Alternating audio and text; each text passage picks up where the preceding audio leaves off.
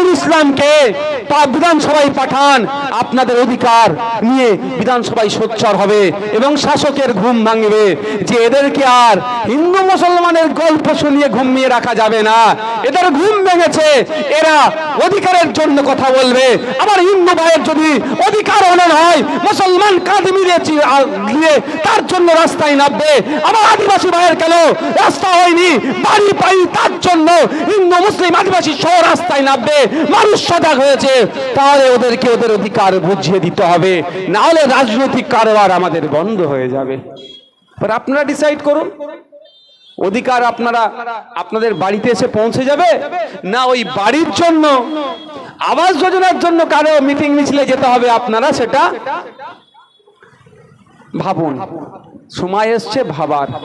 কারণ যদি না আপনি ভাবেন, আমি যতই বলি না কেন, আমাদের বক্তারা যতই বক্তব্য দিক না কেন, কিচ্ছু কাজ হবে না। তাই বন্ধুগণ, শেষের দিকে এসে আমি গুটি কয়েক কথা বলবো। আচ্ছা, আরজিকর কাণ্ডর কথা আমাদের মনে আছে না ভুলে গিয়েছি? এটা বলবেন ভাই, কাদের মনে আছে একটু হাত তুলুন তো। আপনাকে আমাকে ধ্বংসের দিকে ঠেলে দিচ্ছে, তাদেরকে আমরা প্রত্যাখ্যান করব। এখন থাকছে কে? তৃণমূলকে প্রত্যাখ্যান করলে থাকছে কে? বিজেপি, তাই তো? বিজেপির কথা আমি আর বলতে লাগবে? আমাদের সিনিয়র মোস্ট বাম নেতা যা বলে দিয়েছে আর বলতে লাগবে না। ক্ষুধার সূচকে আমরা বাংলাদেশের পিছনে চলে গিয়েছি, ক্ষুধার সূচকে আমরা মায়ানমারের পিছনে চলে গিয়েছি, ক্ষুধার সূচকে আমরা শ্রীলঙ্কার পেছনে চলে গিয়েছি। পৃথিবীতে 127টা দেশকে নিয়ে সমীক্ষা করেছে, সেখানে ভারতবর্ষের স্থান কোথায়? 100-র পারে। বেকারত্বের শীর্ষের দিকে আমাদের দেশ চলে যাচ্ছে, সব দিকে আমরা ক্রমশ পিছিয়ে যাচ্ছি। অর্থনীতি ভারতবর্ষের ভেঙে পড়েছে। এই ঢাকা দেওয়ার জন্য আপনার আমার মধ্যে ও হিন্দু ও মুসলমান এইটার খেলা খেলতে চাইছে। এই খেলাতেই মেতে থাকবে, এ প্রশ্ন কর যাতে না আর করে। 2014 সালে দেশ যে ঋণ নিয়েছিল, আজকে 2024 এই 10 বছরে সেই ঋণের পরিমাণ কয়েক গুণ বেড়ে গিয়েছে, ক্রমশ বেড়ে যাচ্ছে। আর যখনই আপনি প্রশ্ন করবেন, তখনই আপনার আমার মধ্যে যে যেটা খাবে সেটাকে খাইয়ে দেওয়ার চেষ্টা করবে। কেউ ধর্মের নামে খেলে ধর্ম খাওয়াবে, কেউ বর্ণের নামে খেলে বর্ণ খাওয়াবে, যাকে যেভাবে মিসগাইড করা যায় সেটা করবে। তাই বন্ধুগণ, যারা এই দেগঙ্গা এই বাজারের আমার আওয়াজ শুনছেন, প্রত্যেকের উদ্দেশ্যে বলবো, একটু চোখ কান খুলে দেখুন তো, একটু চোখ কান খুলে রাখুন।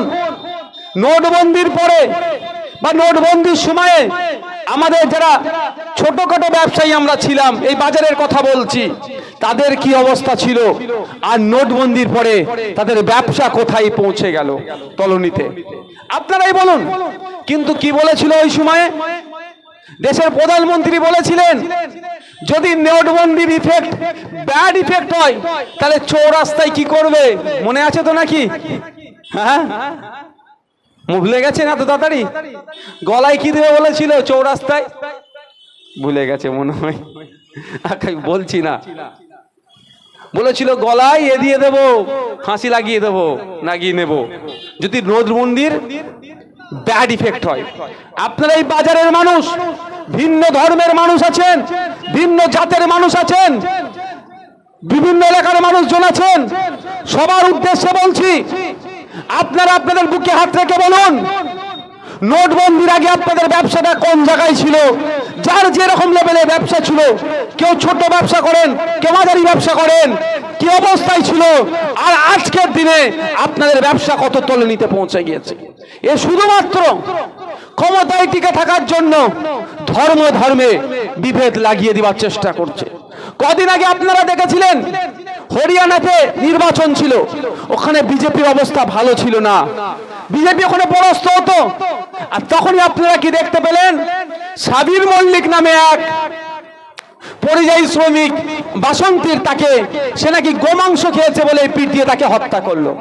আমি ওর বাড়িতে গিয়েছিলাম, প্রতিবাদ সভা করেছিলাম, ওখানে দাঁড়িয়ে বলেছিলাম শুধুমাত্র ভোটের রাজনীতি করার জন্য, ভোটের বৈতরণী পার করার জন্য ওকে খুন করা হয়েছে। ও গোমাংসের সাথে ওর কোনো সম্পর্ক ছিল না। পরবর্তীতে আপনারা খবরে মিডিয়ার মাধ্যমে দেখতে পেলেন কি, ওর যে খাবারটা ছিল সেটাকে রিপোর্ট বানিয়েছে, রিপোর্টে কি এসেছে যে ওর ওই দিনকে ওর কাছে ওদের বাড়িতে কোনো গোমাংসই রান্না হয়নি। আর হরিয়ানাতে গোমাংস বন্ধ, তাহলে কি শুধুমাত্র ভোটের বৈতরণী পার করার জন্য মানুষকে খুন করলো, মানুষে মানুষে বিভেদ লাগিয়ে দিল। তাই আমি বলবো দেগঙ্গার মানুষজনদেরকে, হাড়োয়া বিধানসভার মানুষকে যে চোখ কান খুলে রাখুন, আপনার অধিকার, আপনার যেটা প্রাপ্য আপনি কিভাবে পাবেন তার দিকে কনসেন্ট্রেট করুন। ওরা ক্ষমতায় টিকে থাকার জন্য আপনার আমার মধ্যে ধর্মের বিভেদ লাগিয়ে দেওয়ার চেষ্টা করছে। ওরা ক্ষমতার শীর্ষে থাকার জন্য, ওদের এমপি এমএলএ বাড়ানোর জন্য, ক্ষমতায় টিকে থাকার জন্য আপনার আমার মধ্যে জাতিগত হিংসা ঢুকিয়ে দেওয়ার চেষ্টা করছে। কিন্তু দিনের শেষে আপনি রহিম কাকা আর রহিম চাচা আর রাম কাকাকে জিজ্ঞাসা করুন কেমন আছে। দেশের প্রধানমন্ত্রী তো 2014 সাল থেকে আছে। একটু খোঁজ নিন না ওই আদিবাসী পাড়ার, আমার মানে ওই নামটা কোন পাড়া, হরে কৃষ্ণ কুমার কলোনির মানুষজনদেরকে জিজ্ঞাসা করুন তো। ও তো মোদিজি তো দিল্লি থেকে বসে এরা ভোট চাইছে, দিল্লি থেকে বসে তো ওরা ভোট চাইছে। আপনার পাড়ার যে হিন্দু সমাজের মানুষজন আছে দিল্লি থেকে তো তারও ভোট চাইছে। এই 2014, 2024 এই 10 বছরে আপনার এই বুথের আমার হিন্দুর বাপটার কি উপকার করলো সেটা অন্তত জিজ্ঞাসা করুন তো। উপকার করেছে? গ্যাস আজকে কত দামে কিনতে হচ্ছে আপনাদের? না, গ্যাসের দোকানে গিয়ে বললে হবে আমি মোদি ভক্ত, আমার জন্য ছাড় পেয়ে যাবে। আমার মুসলিম সমাজের মানুষ যে দামে কিনছে আমার হিন্দু সমাজের মানুষকেও সেই দামে কিনতে হচ্ছে। পেট্রোল ডিজেল কেরোসিনের দাম 100। নিত্য প্রয়োজনীয় যে জিনিস আছে মুসলিম সমাজের মানুষও যে দামে কিনছে, হিন্দু ভাইরও সেই দামে কিনছে। কিন্তু হিন্দুকে বাঁচাতে এসেছে, ভালো কথা, কোনো একটা জাতিকে বাঁচা।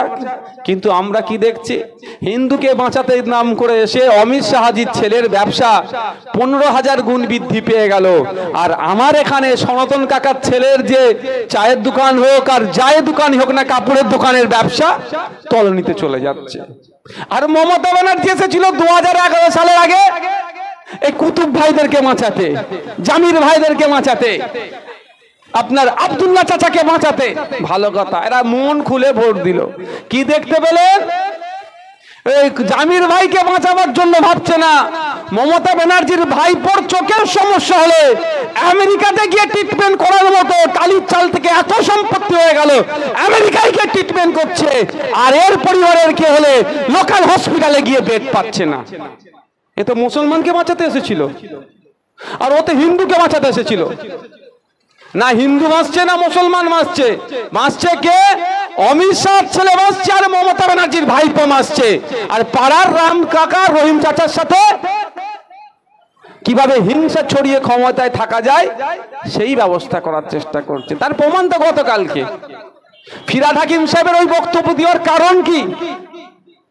ওই বক্তব্য দেওয়ার কারণটা এটাই তো, সাম্প্রদায়িক কাজ খেলা হবে ওটাকে দেখিয়ে।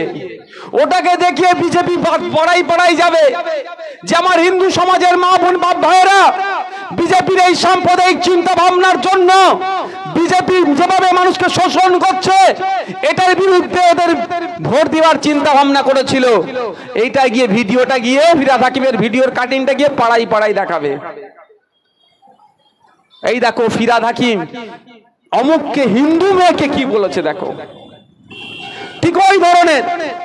আবার দেখবেন বিজেপির কাউকে দিয়ে বড় ভয়ঙ্কর বক্তব্য দিয়ে হবে, ওই বক্তব্যের কাটিংটা তৃণমূলের মুসলিম নেতাগুলো গিয়ে মুসলমান পাড়ায় গিয়ে বলবে এই দেখো বিজেপি এসে যাবে কি বলছে শোনো।